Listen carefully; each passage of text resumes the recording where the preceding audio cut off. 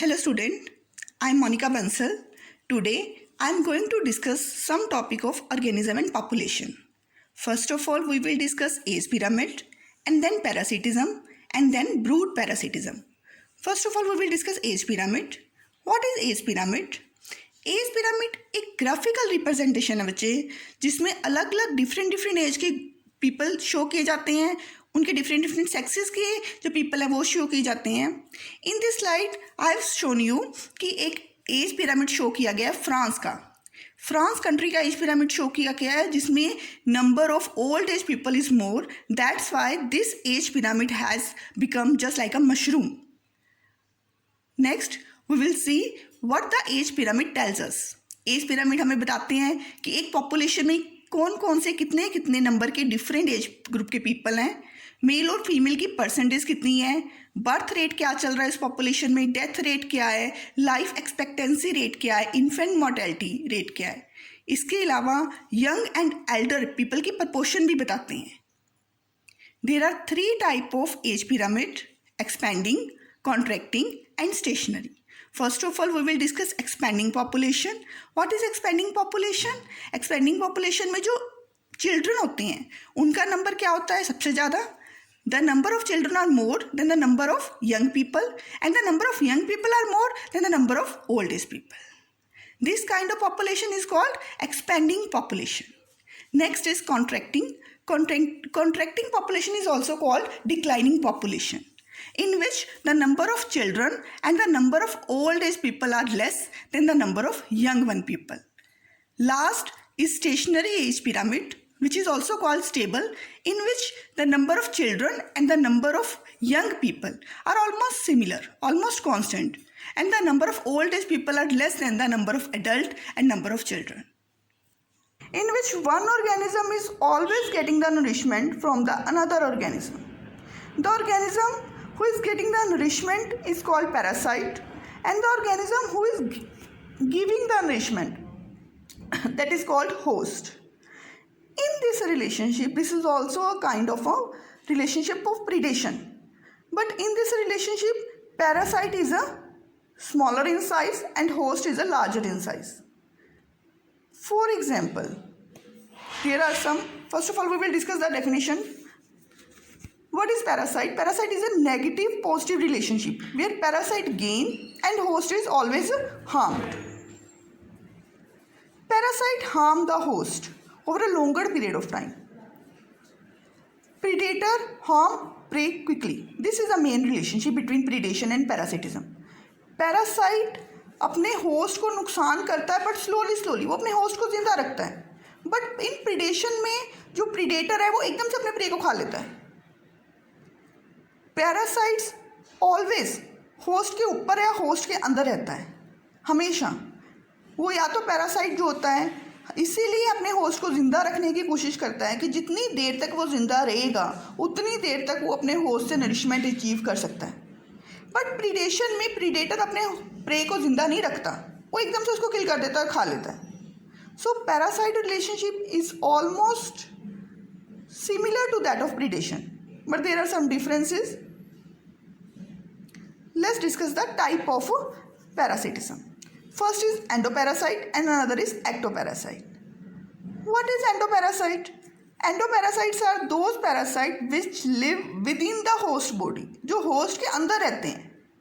For example, Aphelinus malae एक woolly aphid के ऊपर रहता है. ये सिंगल लार्वा है, अपना पूरा लाइफ साइकिल जो है उसके ऊपर सर्वाइव करता है. इसी को सिंगल लार्वा जो है अपनी पूरा लाइफ साइकिल कंप्लीट उसके ऊपर रहता है, इसीलिए इसको बोलते हैं सॉलिटरी एंडोपैरासिटिज्म. ऐसी दूसरी एग्जांपल लेते हैं. दिस इज इटोप्लेक्टिस जो पाइन साफ्लाई के ऊपर रहता है. इसमें बहुत सारे लार्वे होते हैं जो एक ही होस्ट में रहते हैं, इसको बोलते हैं gregarious endoparasite. Next come to ectoparasite. What are ectoparasite? वो पैरासाइट होते हैं जो होस्ट की बॉडी के ऊपर रहते हैं. फॉर एग्जाम्पल एप्रिकानिया जो शुगर केन के ऊपर सर्वाइव करता है और शुगर केन से नरिशमेंट लेता है. सो इस तरह से 2 तरह की पैरासिटिज्म होती है. एक होती है एंडोपैरासिटिज्म, एक होती है एक्टोपैरासिटिज्म. एंडो में होस्ट के अंदर रहता है पैरासाइट और एक्टो में होस्ट के बॉडी के ऊपर रहता है parasite. Infection versus disease. Infection versus disease में क्या है, सक्सेसफुल पैरासाइट जो है वो लिव करते हैं, अपने होस्ट को किल नहीं करते हैं। I have told you earlier also कि जो पैरासाइट है वो कभी भी अपने होस्ट को किल नहीं करना चाहता। वो हमेशा अपने होस्ट को क्या करता है, उसके ऊपर रहता है और उसको डिजीज कर देता है, बीमार कर देता है, उसको वीक कर देता है, बट उसको किल नहीं करना चाहता। कैसे? सो डिजीज़ भी एक तरह की किससे होती है, पैरासिटिज्म से होती है। कैसे? Protozoan multiply with in the host. बहुत सारी जैसे डिजीज़ हैं वो प्रोटोजोन्स करते हैं। हेलमिंथस जो है वो होस्ट की बॉडी के ऊपर मल्टीप्लाई नहीं करता, with in the host multiply नहीं करता। सो डिजीज़ कैसे होती है, अगर हमारी बॉडी के अंदर कोई प्रोटोजोन्स, कोई माइक्रो ऑर्गेनिज्म, कोई बैक्टीरिया अंदर चला जाए और हमारी बॉडी में मल्टीप्लाई करने लग जाए। सिवियरिटी ऑफ डिजीज़ किस पे डिपेंड करती है, जितना ज़्यादा पैरासाइट ग्रो होता है उतना ही ज़्यादा होस्ट की बॉडी में सिवियरिटी हो जाती है डिजीज़ की। सो चाहे आप इन्फेक्शन डिजीज़ बोल लो, चाहे पैरासिटिज्म बोल लो, both are same thing. Next we will discuss about the parasites. I have told you about the endoparasite and ectoparasite. Broadly speaking all the pathogens जितने भी, चाहे वो बैक्टीरिया हैं, चाहे वो वायरस हैं, सारे के सारे पैथोजेंस पैरासाइट ही हैं, पैरासाइट ही हैं। कैसे? वो भी क्या करते हैं, पैथोजन अपनी बॉडी से नरिशमेंट लेते हैं और अपनी बॉडी को क्या कर देते हैं, बीमार। सो अपनी बॉडी क्या एक्ट करती है, उसको नरिशमेंट देती है, होस्ट एक्ट करती है, और वो जो पैथोजन है वो पैरासाइट एक्ट करते हैं। कहता पैरासाइटोलॉजी क्या है, what is the definition of parasitology? Parasitology is a science that study relatively large parasites including parasitic protists, worm and to lesser degree pathogenic fungi, arthropod ectoparasites। सो एक study है जिसमें हर तरह का पैरासाइट, चाहे वो लार्ज पैरासाइट है चाहे वो स्मॉल पैरासाइट है, उसकी स्टडी को क्या बोलते हैं हम, पैरासाइटोलॉजी। कहता today I will consider protist, helminth, fungi and arthropod vector of infectious disease all are parasite. But helminths, we are not saying it is parasite. Why? Because it will not multiply. It will just give the infection to the body, but it will not multiply. Now, how host and parasite co-evolute? If evolution takes place, then जैसे जैसे host evolution लेता है वैसे वैसे parasite भी evolution लेता है. Majority of the organism are either infected by parasite or at risk from infection. कहते जितने भी ऑर्गेनिज्म हैं इस अर्थ पे उनको कोई ना कोई पैरासाइट से इन्फेक्शन होएगी या वो रिस्क पे होंगे पैरासाइट की इन्फेक्शन पे. So it is a very common. Parasite जो है वो हार्म करता है अपने होस्ट को. I have told you this thing. So host are always under selection pressure. अब होस्ट हमेशा रिस्क पे रहता है कि उसको कोई ना कोई पैरासाइट जो है वो उसके ऊपर रहेगा, उसको हार्म करेगा. सो होस्ट हमेशा क्या करेगा, उस पैरासिटिज्म को अवॉइड करने की कोशिश करेगा, अपनी इम्यूनिटी को स्ट्रॉन्ग करेगा ताकि अगर पैरासाइट उसके कॉन्टैक्ट में भी आ गया उसको हार्म ना करे. सिमिलरली पैरासाइट भी अंडर सिलेक्शन प्रेशर होता है. वो जो होस्ट की डिफेंस है, सेल्फ डिफेंस है, उसको तोड़ता है और होस्ट की बॉडी पर सर्वाइव करने की कोशिश करता है. ऐसे ही होस्ट भी कुछ काम करता है. क्या काम करता है? वो अपनी इम्यून सिस्टम को स्ट्रॉन्ग करता है, इम्यूनिटी को स्ट्रॉन्ग करता है ताकि पैरासाइट उसके अंदर ग्रो ना हो सके, उसको नुकसान ना पहुंचा सके. इसी तरह की एवोल्यूशन पैरासाइट करता है. पैरासाइट क्या करता है, उसके जो इम्यून सिस्टम से निकली रिएक्शंस हैं उनको स्टॉप करता है और उसके अंदर घुसने की कोशिश करता है और उसको नुकसान पहुँचाने की कोशिश करता है. So this is how host parasite को evolution takes place. Now what is the significance of parasitic infection? Parasitic infections की जहाँ तक हमने देखा है बच्चे, नेगेटिव सिग्निफिकेंस ही है. नेगेटिव सिग्निफिकेंस का क्या मतलब है? इन्फेक्शन क्रिएट करती है, डिजीज़ क्रिएट करती है. We have seen more than 500 million people are infected with malaria each year. 2 million die each year from malaria also, mostly children I am talking about. And amoeba, it is an intestinal parasite that infect approximately 10% of world population. Trypanosoma parasite, I hope you have heard about it, infect 16 million people in America each year. So जो parasites हैं वो नुकसान ही पहुंचाते हैं host को, disease ही करते हैं. But एक चीज़ हमेशा ध्यान में रखनी है, पैरासाइट कभी अपने होस्ट को किल नहीं करता, डिजीज़ करता है. वो पैरासाइट डिजीज़ क्रिएट करता है, इन्फेक्शन क्रिएट करता है, बट किल नहीं करता. Next topic we will discuss, that is a brood parasitism.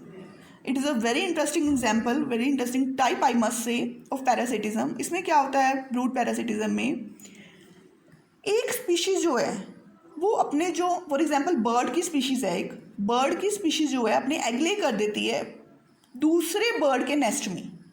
उन दोनों स्पीशीज के एग इतने सिमिलर होते हैं कि जिसके नेस्ट में उसने एग ले की होते हैं उसको समझ ही नहीं आता कि मेरे एग हैं या किसी पैरासाइट के एग हैं।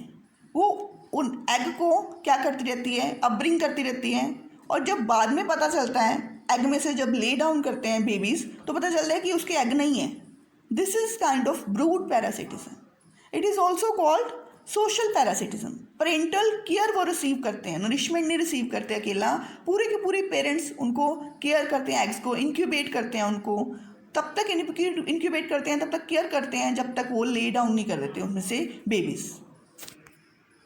सो what is the definition of brood parasitism? Brood parasitism is also called social parasitism. It is a form of kleptoparasitism. Brood parasitism host का बिहेवियर ही मैनिपुलेट कर देती है। इस तरह से होस्ट का बिहेवियर मैनिपुलेट कर देती है कि उस बेचारे को पता ही नहीं चलता कि उसके एग हैं या उसके पैरासाइट के एग हैं। वो बिल्कुल अपने बच्चों की तरह वो एग जो है इंक्यूबेट करता है, उसकी केयर करता है। ठीक है जी। इसकी एक वेल नोन एग्जाम्पल है cuckoo bird and cow bird. इसमें कुकू बर्ड क्या होता है, that is act as a parasite and cow bird act as a host. Cuckoo bird जो है वो अपने एग ले कर देता है काऊ बर्ड के नेस्ट में। काऊ बर्ड उसे ऐसे ही अपब्रिंग करता है, पेरेंटल केयर देता है उसको, और काफ़ी दिन उसको ले इंक्यूबेट करता है।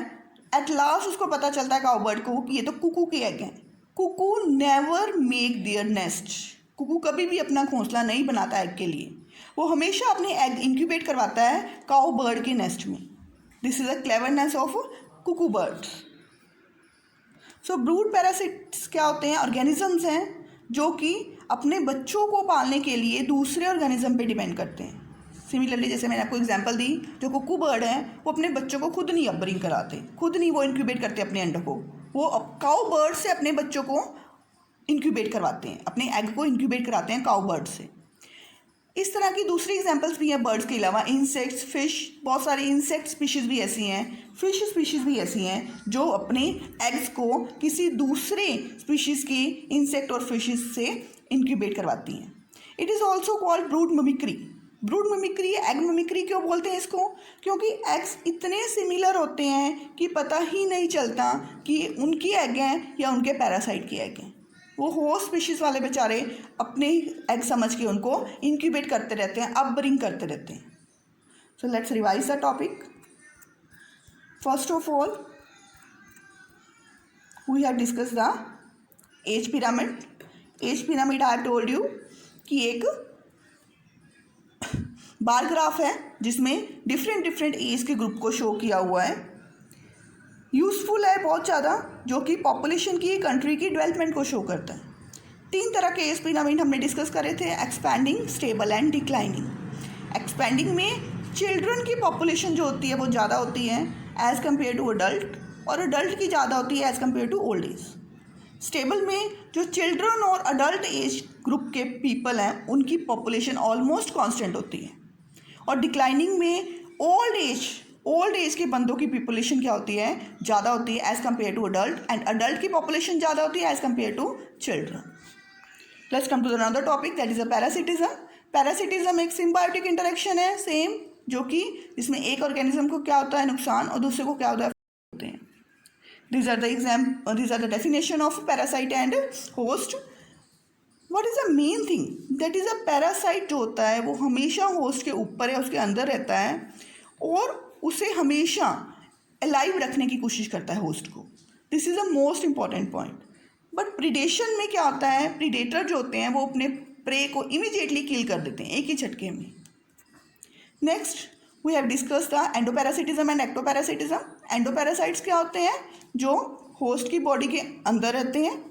एक्टोपैरासाइट जो होस्ट की बॉडी के ऊपर एक्सटर्नली सर्वाइव करते हैं। I have told you the example of endo and ectoparasite. Next is infection and disease. Either it is infection और it is disease, all come under category of parasitism. Because infection और disease तभी होती है अगर हमारे अंदर कोई bacteria virus grow करता है, इस केस में ह्यूमन या जिसके अंदर भी वो ग्रो कर रहा है वो क्या हो गया एज अ होस्ट, और जो वायरस बैक्टीरिया वो क्या हो गया parasite. Now all kind of protist, fungi, arthropod, helminth जितने भी हैं वो सारे के सारे क्या हैं, पैरासाइट ही हैं, जो हमारी होस्ट की बॉडी को क्या करते हैं, नुकसान पहुंचाते हैं, डिजीज क्रिएट करते हैं। In this slide we have also discuss the parasitology definition. What is parasitology? एक साइंस है जिसमें सारे के सारे लार्ज पैरासाइट और स्मॉलर पैरासाइट की स्टडी आ जाती है, उसको बोलते हैं parasitology. Next I have discuss that host parasite को एवोल्यूशन। होस्ट कैसे अपने आप को एवेल्यूएट करता है, वो पैरासाइट से बचने की कोशिश करता है, वो अपना इम्यून सिस्टम स्ट्रॉन्ग करता है। बट पैरासाइट कैसे को एवेल्यूएट करता है, वो होस्ट के जितने भी इम्यून सिस्टम है उसको तोड़ने की कोशिश करता है, सारे डिफेंस मैकेनिज्म को तोड़ने की कोशिश करता है और उसको डिजीज क्रिएट करने की कोशिश करता है।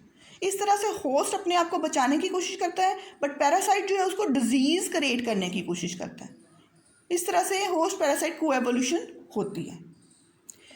पैरासाइट का मैंने आपको बताया कि नेगेटिव सिग्निफिकेंस ही है, वो डिजीज़ ही क्रिएट करता है। बहुत सारे लोग हर साल किल होते हैं पैरासिटिज्म की वजह से, चाहे वो मलेरियल पैरासाइट है, चाहे वो ट्रिपेनोसोमा पैरासाइट है, किसी भी तरह का पैरासाइट है, ये पीपल के लिए, ह्यूमन पॉपुलेशन के लिए नुकसान ही क्रिएट करता है।